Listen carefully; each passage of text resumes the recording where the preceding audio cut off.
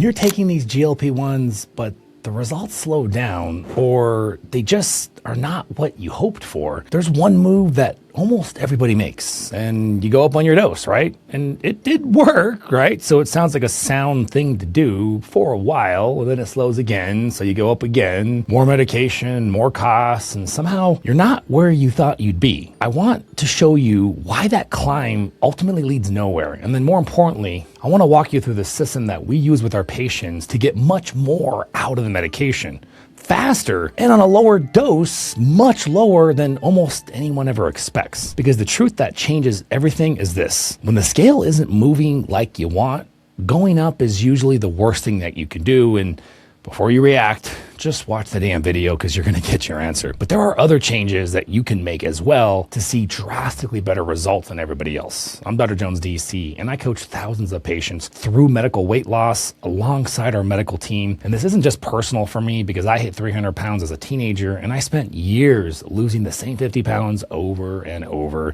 gaining it back and re-losing it every single year. And I also used these medications myself. I still do. So everything I'm about to show you isn't theory, it's what actually works. The difference between the patients we coach who get great lasting results and what most people end up doing when they try to run these medications on their own, it's what actually works. Now there's three things. So let's get into the first one that I've already teased a bit, the dose. We are starting here because this is the one that I think flips everything else, right? And it's the one that almost everybody gets backwards. Now, real quick, if you're on one of these medications and you're about to be, do yourself a favor, hit that subscribe button because this channel is where I break down exactly how to get this right instead of guessing your way through it. Okay, so the dose. Here's the standard playbook. You start your GLP-1 and there's a built-in schedule that you go up every 4 weeks. You climb towards the higher doses. You keep climbing. Most people assume that that schedule exists because that's what gets them the best results, but it doesn't. You see, that escalation schedule was designed for clinical trials. It's built to get patients to the target dose while managing side effects, not to get you the best long-term outcome. This is the dose escalation trap. Climbing the dose on autopilot because the calendar says to, or even your provider for that matter, not because your body actually needs more. So here's where it can actually bite you, and it does. So let's say a few weeks in, the scale stalls, or you're even losing, but slower than you wanted.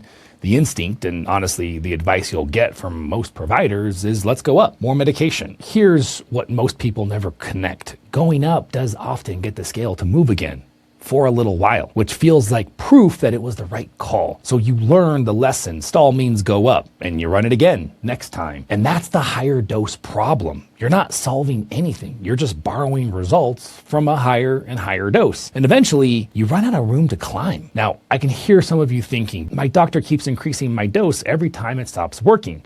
So isn't that what you're supposed to do? So isn't that just the normal, correct thing to do? Now, I get it, because that's the standard protocol. But think about what that approach is actually doing. It never once asks why the results slow down. It just adds more drug on top of the question mark. Increasing the dose is treating a stall like it's always a not enough medication problem, when very often it's the opposite. So let me show you what I mean here. I want you to picture a dial like a volume knob on a stereo. On the far left, the volume's too low.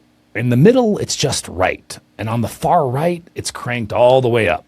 Your dose works exactly like this. Too low, and the food noise, that constant mental chatter about your next meal, it's screaming. You're struggling daily. There's a real signal that your dose needs to come up a little. But over here, cranked all the way up, something happens that most people never get warned about. Your appetite doesn't just quiet down. It freaking disappears. Eating becomes a chore. You forget to eat, or you're physically unable to finish normal meals. That sounds like a win, but it's not. That's over-suppression, and it's how people accidentally walk straight into starving themselves on these medications. You see, when you barely eat for a long enough period, your body does the logical thing. It can dial your metabolism down to match. That's the GLP-1 crash.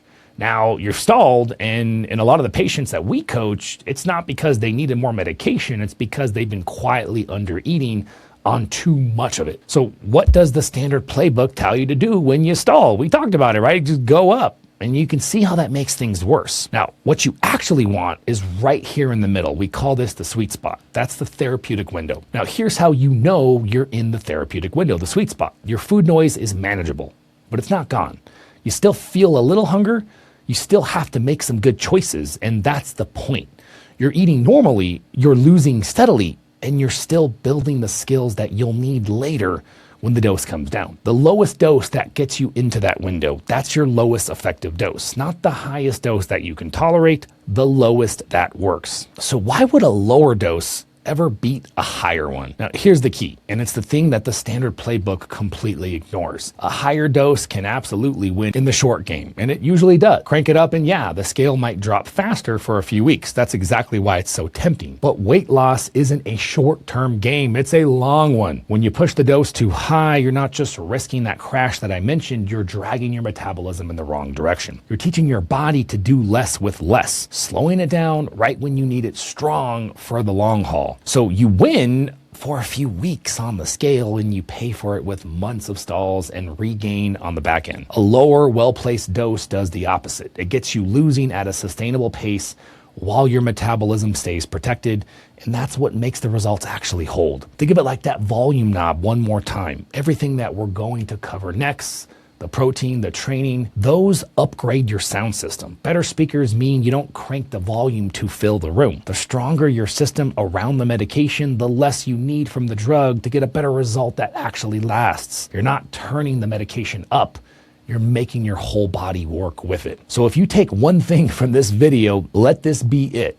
On these medications, a stalled scale is not automatically a signal to go up, and many times it's not. More often, it's a signal that something in your system needs attention. Now, in our clinic, the people getting the best results are usually the ones on a lower effective dose, not the highest number that they can handle. Now, if this dosing stuff is hitting home for you, if you're realizing that you might be climbing the dose when what you actually need is to find your sweet spot, that's exactly the kind of thing that we help people figure out. We offer free discovery calls where one of our patient educators learns your history and your goals. Now, they're gonna walk you through how our program works. You can either text a number on the screen or check out the link in the description if you want to explore that. So you've got your dose dialed in, you're at the sweet spot. It's freaking awesome, right? So here's where most people accidentally undo all of it. When the medication quiets your appetite, eating becomes optional in a way that it never was before. You're just not that hungry. And the natural thing to do, the thing that feels like the medication is telling you to do, is eat way less, skip meals, barely eat at all. And that's where I have to clear up the single most confusing thing my patients ask me about. Because a lot of you are thinking, wait, Dr. Jones, if you're a fasting guy, right, because big fan of fasting, everywhere I look, people are saying eat less, fast more. And now you're telling me to make sure I eat, which is it, right? That's a fair question. So let me settle this right now. The medication's job is to suppress your appetite. That part's handled. You don't need it to help along by starving yourself. Your job is completely different. Your job is to protect your muscle. And those are not the same thing. Here's why that matters more than almost anything else on these medications. When you lose weight fast on a GLP-1, especially when you're barely eating, a big chunk of what you're losing isn't just fat, it's muscle. And losing muscle is the worst thing that can happen to your long-term results. For one simple reason. Muscle is the engine that burns your calories. It's working, burning energy all day long, even while you sit there. So every pound of muscle you lose, your metabolism gets a little slower, a little weaker. You end up being skinny fat. The scale's down, but you're softer, smaller, less muscle tone, and a metabolism that's now more prone to gaining the weight back the second you do something to your medication dose in the future. And it gets worse because undereating sends your body its own alarm signal. When you're consistently eating too little, your body assumes food is scarce, so it downshifts everything to conserve energy. Your metabolism slows, your energy drops, and your digestion stalls out. That's battery saving mode. It literally, clinically looks like a hypothyroid patient. So now you've got two things dragging you backwards at once. You're losing muscle, and you've told your metabolism to slow down. Both from the same mistake, eating too little because the medication made it so easy to do so. It almost forced it to happen, right? The fix is almost stupidly simple. And it's non-negotiable with everything that we do. Protein first before everything else on your plate. You hit your protein, and the target that we use is 1 gram of protein per pound of your goal body weight, the weight that you're trying to work towards, not where you are at now.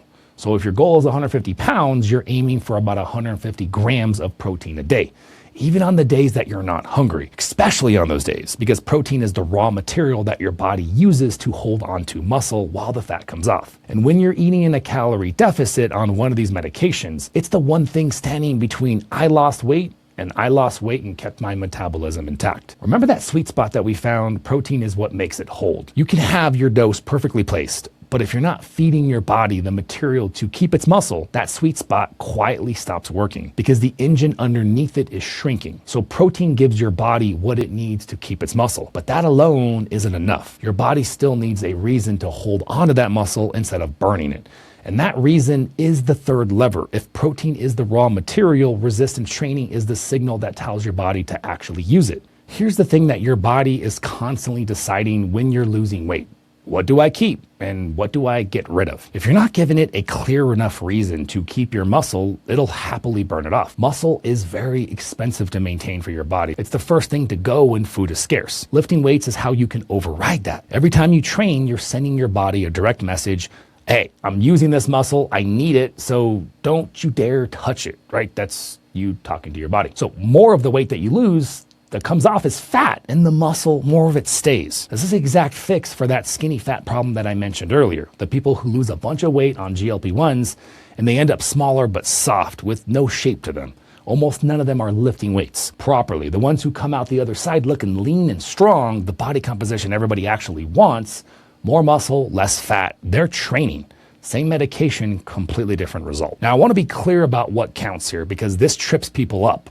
This is not cardio. You can walk all day on a treadmill and it won't do much to protect your muscle. I'm talking about heavy lifting. It doesn't have to be heavy weight, heavy lifting. Resistance against your muscles. At least 3 days a week, that's your target. Focus on big compound movements, squats, presses, rows, the things that work multiple muscle groups at once, and gradually challenge yourself with a little bit more over time. You don't need to become a bodybuilder. You need to give your body a consistent reason to keep what protein is helping it hold. Now, quick question for you. If lifting weights is your biggest struggle because truthfully you want to do it, but you just don't have time, I've been researching a new way to work out. And honestly, this is a total game changer because you can literally work out in 10 to 15 minutes and that's it. You do that a couple times a week and you're set. If you want to make a video specifically breaking down how that whole system works so that you can get your workouts done in a fraction of the time, let me know in the comments if that would be helpful to you. Okay, so now let's line all three up. The right dose in the sweet spot, enough protein to hold on to your muscle, and the training that tells your body to keep it. Individually,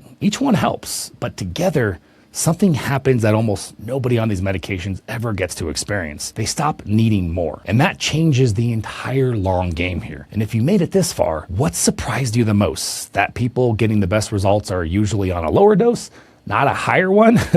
Or was it something else? Let me know in the comments. Okay, so let's talk about where this is actually going, because this is the part that separates people who lose weight on GLP-1s from people who lose weight and keep it off long term. Here's how I want you to think about the medication. It isn't the thing that fixes you. It's a window. When the food noise quiets down and the weight starts coming off, you've been handed a window of opportunity, a stretch of time where everything is finally working with you instead of against you. The entire game is what you do inside that window. So if you spend it just riding the dose and waiting, the window closes you right back to where you started. That's the regain that everybody's terrified of. But if you've spent it building the system, the protein, the training, the metabolism that you're protecting, then you're building something that keeps working after the window closes. Because that's the goal, not staying on the maximum dose forever, not white knuckling your way off and praying that you don't regain. The goal is what I call metabolic independence, where your body has healed enough and your muscle and metabolism are strong enough that you need less and less medication to hold your results. This is that dial moving all the way down over time. Now, a lot of our patients end up on what's called a microdose, a tiny dose below where most people start or around that level, just enough to keep things steady while their own system does the heavy lifting. Now, some come off entirely, some stay on a larger dose. It just depends on the individual. That's the medication working itself out of a job exactly like it's supposed to do. So here's the honest question to ask yourself right now. Are you building a system around your medication, or are you just riding the dose and hoping? Because one of those leads to lasting results and the other leads to the exact stall and regain cycle that we started this video talking about. Now look, everything that I just gave you, the dosing logic, the protein target, the training, that's the system. That's not behind a paywall. You can take what I said and just run it yourself, and plenty of people do that. But here's what's hard to do alone. Knowing your sweet spot week to week as your body changes, hitting your protein when the medication's killed your appetite, and eating feels like a chore. Knowing whether a stall means hold, adjust, or that something else is going on instead of just defaulting to go up, that's the part that people get wrong on their own. And it's the difference between losing weight for a few months and actually keeping it off long term. Now, that's exactly what we do. You can either text the number on the screen or check out the link in the description for a free discovery call. Now, you'll talk with one of our patient educators where they'll get to know your history, what you've already tried, and where you're trying to get to. And they're going to give you a real feel for what it's like to work with me, my coaches, and our medical team, what that whole process looks like. And they're going to walk you through programs and pricings too as well, so that you can actually see what it could look like for you. Now, do the 3 things. Protect the long game. And if you want a team in your corner doing it with you, you know where to find us. And listen, if the big question in your head right now is, okay, but how do I understand dosing more? I made an entire video walking through exactly just the dosing thing. There it is right there, guys. Check it out. We'll see you later.